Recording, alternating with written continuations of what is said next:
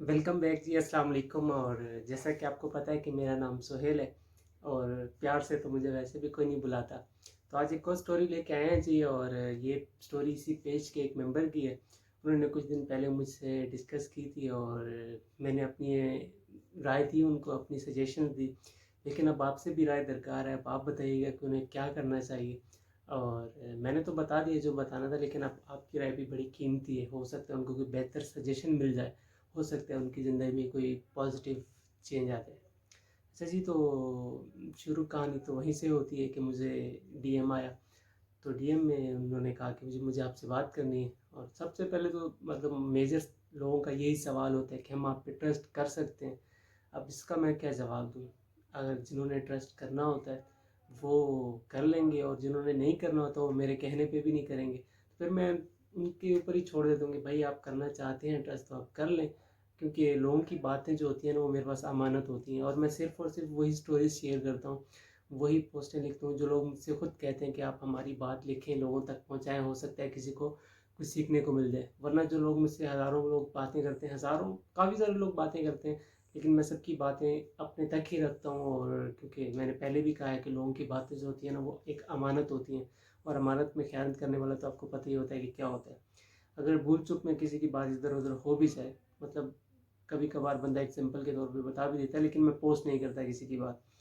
खैर, तो मोहतरमा का मैसेज आया कि जी मुझे आपसे बात करनी है। तो मैंने कहा जी करिए आप बात। तो बात हमारी शुरू हुई। उन्होंने मुझसे बताया कि जी मैंने आज तक किसी लड़के से बात नहीं की, और मुझे ये सब पसंद भी नहीं है, किसी लड़के वगैरह से बात करना या किसी लड़कों से दोस्तियाँ करना, ये वो। मैंने बचपन से अपने आप को बड़ा जो है ना वो प्रोटेक्ट करके रखा है। मैंने कहा जी बड़ी अच्छी बात है, अगर आपने अपने आप को प्रोटेक्ट करके रखा है तो रखना भी ऐसे ही चाहिए। कहते हैं जी लेकिन मेरा एक कज़न था, वो मुझमें बहुत ज़्यादा इंटरेस्टेड था, मैं उसको बहुत ज़्यादा पसंद थी। उसने काफ़ी दफ़ा कोशिश की कि यार मुझसे बात करे, लेकिन मैंने हर दफ़ा जो है ना वो उसको मना कर दिया, उसको लिफ्ट नहीं करवाई, कभी भी उससे बात करने की कोशिश नहीं की।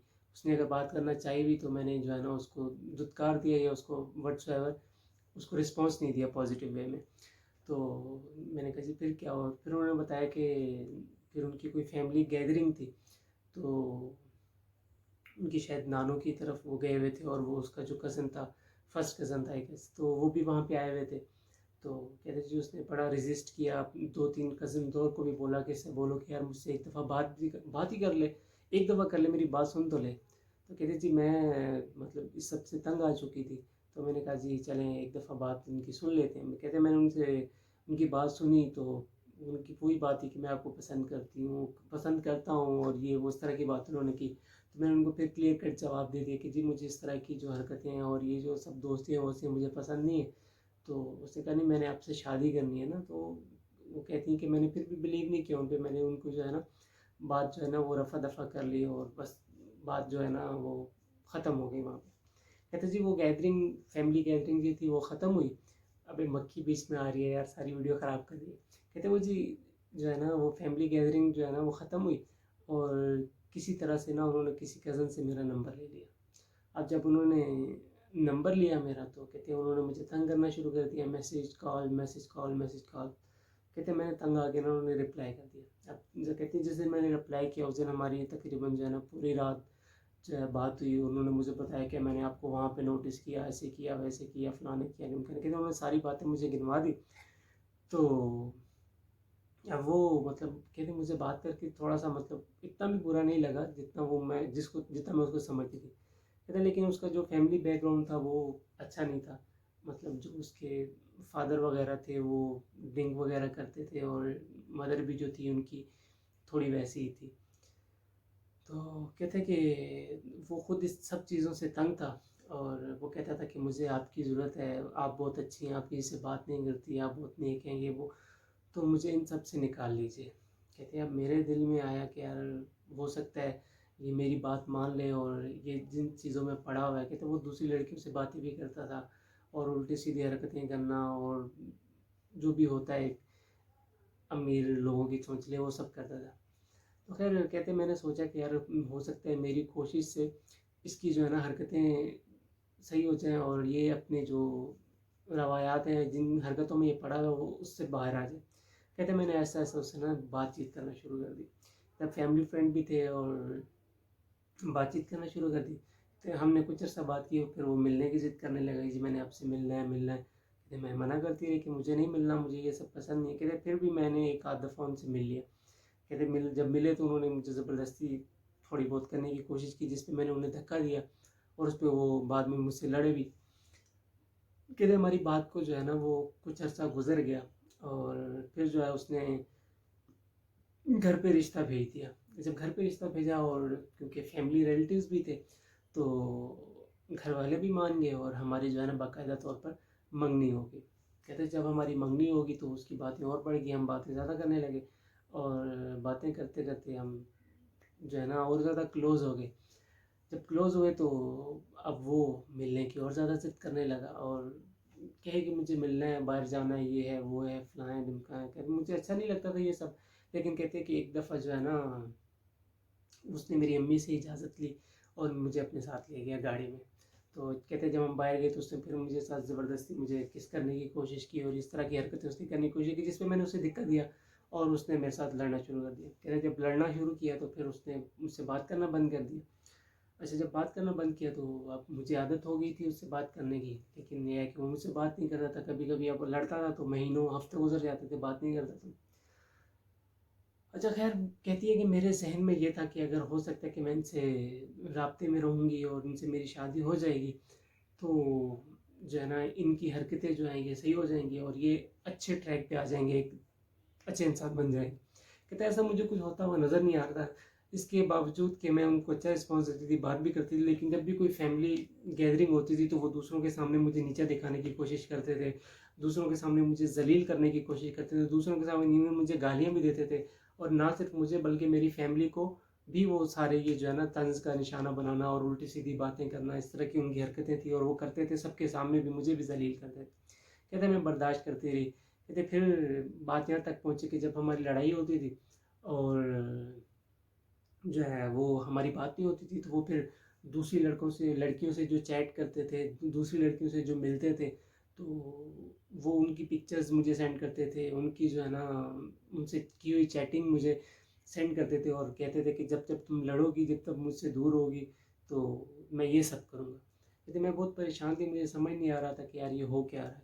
फिर कहते हैं कि फिर आगे मक्खी। खैर, तो कहते हैं कि मैं इन सब से बहुत परेशान थी और मुझे समझ नहीं आया था कि चल क्या रहा है। फिर बीच में जब उनका दिमाग ज़्यादा ख़राब हुआ तो वो बात बात पे कहते थे जी मैंने रिश्ता तोड़ देना, मैंने रिश्ता तोड़ देना, मैंने रिश्ता तोड़ देना। कहते घर वाले, मेरी अम्मी बहुत परेशान थी। अब मैं उनसे वैसे मेंटली अटैच हो चुकी थी, मुझे समझ नहीं आ रहा था कि मैं क्या करूँ। अब वो बात, थोड़ी सी बात होती थी वो कहते थे कि अरे मैंने रिश्ता तोड़ना है। अब घर वाले भी परेशान होते थे, मैं छुप छुप के रोती थी अम्मी से। अब मुझे समझ नहीं आ रहा था कि मैं क्या करूँ, मैंने अपने आप को किस जंजाल में फंसा लिया है। और खैर, इसको अवॉइड करें। खैर, कहते मुझे समझ नहीं आती कि मैंने अपने आप को किस जंजाल में फंसा लिया, ये मैं किस रिलेशनशिप में आ गई हूँ। ना मेरे जहनी सुकून है, ना मेरा जो है ना वैसे मुझे सुकून है। कहती है अब वो बात बात पे कहते थे कि यार मुझे रिश्ता तोड़ना है। कहते मेरे घर वाले भी तंग थे और ये सब तो चल ही रहा था, लेकिन फिर भी जब कहीं फैमिली गैदरिंग होती थी, कुछ कज़न्स वगैरह बैठते थे तो वो सब कुछ जो है ना वो मेरे बारे में उल्टी सीधी बातें करना और मुझे डिसरिस्पेक्ट करना, सबके सामने जलील करना, मेरे घर वालों को जलील करना, ये उनकी आदत बन चुकी थी। और अगर थोड़ी ज़्यादा बात करो तो उनका आगे से बहाना होता था, मैं तो रिश्ता तोड़ दूंगा, मैं रिश्ता। कहते ये बात चल ही रही थी तो फिर मुझे समझ नहीं आई थी कि मैं क्या करूं। कहते फिर मेरा भाई जो था वो इस सबसे बहुत तंग हो गया, क्योंकि हमारी फैमिली में जो है वो उनकी वजह से बहुत ज़्यादा जो है ना वो बदमज़गी फैल गई थी। जहाँ भी होता था मेरा नाम ऐसे फैमिली में उछाला जा रहा था। फिर मुझे समझ नहीं आ रही थी कि अब क्या करूँ। फिर भाई को मैंने बताई सारी सिचुएशन, भाई ने अम्मी से बात की और फिर जो है ना मैंने अम्मी को बोला कि मैंने वहाँ पे शादी नहीं करनी। अच्छा, अब जब मैंने बोला कि शादी नहीं करनी तो वो जो मेरा कज़न था उसको तो आग लगी कि वो उसने मुझे और नीचे दिखाना शुरू कर दिया, मुझे और जलील शुरू कर दिया कि मुझे बोला कि तुम्हारी औकात ही क्या है, तुम जैसे को मैं पाँव के नीचे रोनता हूँ, ये है वो है, तुम्हारे जैसे मेरे पास कितनी है, ये वो, ये सब बातें भी करो। दूसरी साइड पे कहे कि यार मुझे जो है ना शादी भी आपसे ही करनी है। मैंने शादी से अब इनकार किया तो घर वालों ने इनकार कर दिया, मैंने भी इनकार किया। मैंने बोला मैं इससे शादी नहीं कर सकती, तो उसने मुझे और धमकियाँ लगाने शुरू कर दी। फिर जब हम मंगनी हमारी हो चुकी थी तो हम मिलते भी थे कभी कभार या फैमिली गैदरिंग में, तो हमारे फ़ोटोज़ भी थे साथ में। तो अब वो जो है ना सारी सिचुएशन पे जब उसका काबू नहीं हुआ, जब मैंने साफ साफ मना कर दिया कि मैं शादी नहीं करूँगी तुमसे, तो फिर वो जो है ना धमकियों पे उतर आया। वो मुझे धमकियाँ देने लगा कि मैं तुम्हारी इज़्ज़त उछाल दूँगा, तुम्हारे मेरे पास जो फ़ोटोज़ हैं मैं सारी फैमिलीज़ को शेयर कर दूँगा, तुम्हारे फ़ोटोज़ जो है ना जगह जगह फेसबुक पे लगा दूँगा, तुम्हारे फ़ोटोज़ जितने हमारे फैमिली फ्रेंड्स हैं, जितनी हमारी फैमिली है, जितने कज़न हैं, उन सबको भेज दूँगा, तुम्हारी इज़्ज़त को जो है ना पारा पारा कर दूँगा अगर तुमने मुझसे शादी नहीं की तो। कहती है अब इनका सवाल ये था कि अब मैं ऐसे मोड़ पे खड़ी हूँ कि मैं अब उससे शादी करूँ तब भी बर्बाद होती हूँ, अगर शादी ना करूँ तब भी बर्बाद होती, क्योंकि वो हमारे जो फ़ोटोज़ हैं वो उसके पास हैं और वो सारी फैमिली में दे देगा और उससे मेरी जो है ना इज़्ज़त ख़राब हो जाएगी। अब मुझे क्या करना चाहिए? तो अब सवाल तो उनका बड़ा अहम है, लेकिन अब जो है ना इसका जवाब क्या होना चाहिए आपकी राय में? मैंने जो उनको जवाब दिया वो ये था कि शादी जो है ना बहुत बड़ी ज़िम्मेदारी है, ठीक है? अगर आप किसी से शादी करते हैं तो शादी मोहब्बत के बगैर तो चल जाती है, ठीक है? अगर आपकी दोनों में मोहब्बत नहीं है ना तो आपकी शादी चल जाएगी, लेकिन अगर आप दोनों एक दूसरे की रिस्पेक्ट नहीं करते ना, अपने रिश्ते की रिस्पेक्ट नहीं करते, तो आपकी शादी कभी नहीं चलेगी, ठीक है? और आपका रिश्ता भी ज़्यादा देर तक नहीं चलेगा। अगर आप कंप्रोमाइज़ करके थोड़ा सा उसको खींच भी लेते हैं, लेकिन वो एक कामयाब रिश्ता कभी भी नहीं होता, क्योंकि सबसे ज़्यादा जो रिश्ते में इम्पोर्टेंट होती है वो एक दूसरे की इज़्ज़त होती है। अगर आपकी कोई इज़्ज़त ही नहीं करता, शादी से पहले आपकी इज़्ज़त नहीं करता, फैमिली में आपको ज़लील करता है, ठीक है? आपके घर वालों को ज़लील करता है, तो आप कैसे एक्सपेक्ट कर सकते हैं कि शादी के बाद वो आपकी इज़्ज़त करेगा, आपकी फैमिली की इज़्ज़त करेगा? ऐसा हो सकता है? ऐसा कभी नहीं होगा। और रही बात कि वो आपकी तस्वीरें लीक कर देगा ये वो, मैंने उनसे पूछा था कि तस्वीरें कैसी? उन्होंने बोला कि नॉर्मल तस्वीरें, तो नॉर्मल तस्वीरों से कुछ नहीं होता। आपकी अगर एंगेजमेंट थी तो इतना तो चलता है कि आप अपने मंगेतर के साथ तस्वीरें बनवा लें। आपकी फैमिली में भी सबको पता होगा कि आप दोनों की मंगनी हो चुकी है और ये आप दोनों की तस्वीर इतना बड़ा इशू नहीं है, लेकिन उनको अब ये लगता है कि अगर मैंने शादी नहीं की तो मेरी जो है ना इज़्ज़त ख़राब हो जाएगी। डियर, अगर आपने शादी कर भी ली ना उनसे, तब भी आपकी इज़्ज़त ख़राब होगी। जो शादी से पहले आपकी इज़्ज़त नहीं करता ना, वो शादी के बाद भी कभी आपकी इज़्ज़त नहीं करेगा। आपकी इज़्ज़त अपने हाथ में, चाहे कुछ भी हो जाए। ऐसे शख्स से कभी शादी मत करना जो आपसे शादी करने की उसकी शर्त ये है कि आपकी तस्वीरें लीक कर देगा। आपको ब्लैकमेल करके वो शादी कर रहा है, शादी करके आपको छोड़ देगा।